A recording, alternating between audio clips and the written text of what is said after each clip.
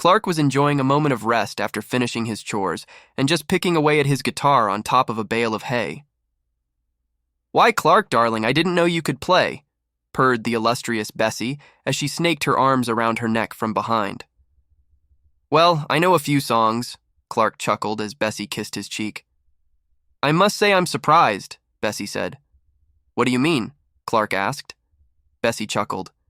"From what I've seen, your idea of a good way to relax is to make horseshoes," Bessie pointed out, giggling. Clark laughed.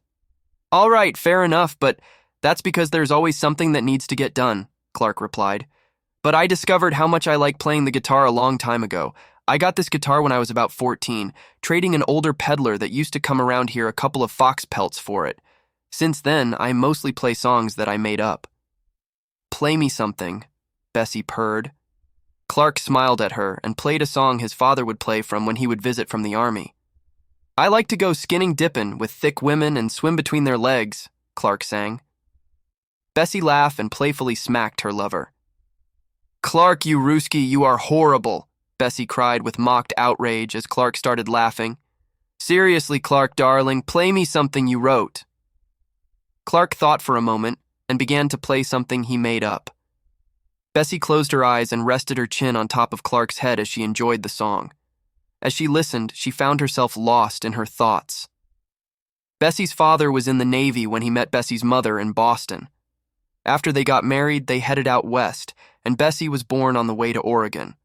Since then, Bessie's family now owned a ranch with several workers, and her father became on the town council. Perhaps that was why Bessie's parents hoped that she would marry Matthew Strader, the mayor's son. It would have made a great political alliance, and Matthew was interested in Bessie. However, Matthew was lazy, who preferred to spend his days hanging out in the local saloon drinking or playing poker. He was so unlike Bessie's Clark, who was a workhorse. If Clark was a workhorse, then Bessie guessed that made Matthew a jackass. Bessie's thoughts were interrupted by Clark finishing his song.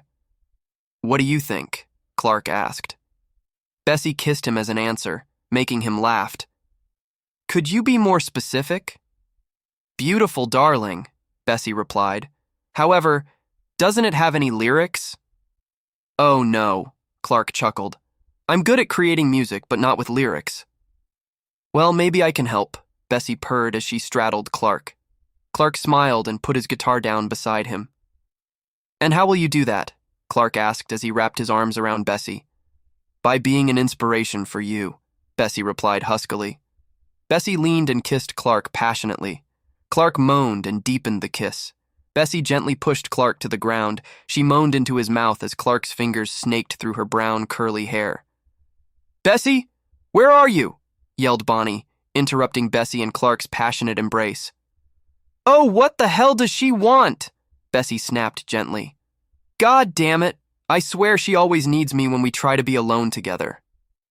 "You better find out what she wants," Clark sighed as he kissed her neck. Bessie sighed and kissed Clark hard. "You're right," she grumbled as she got and straightened out her dress. Clark also stood up and brushed himself off. Giving Clark one last kiss, Bessie trotted off to Bonnie, swearing under her breath about being interrupted. Clark chuckled and returned to his guitar, deciding to come up with a new song for Bessie.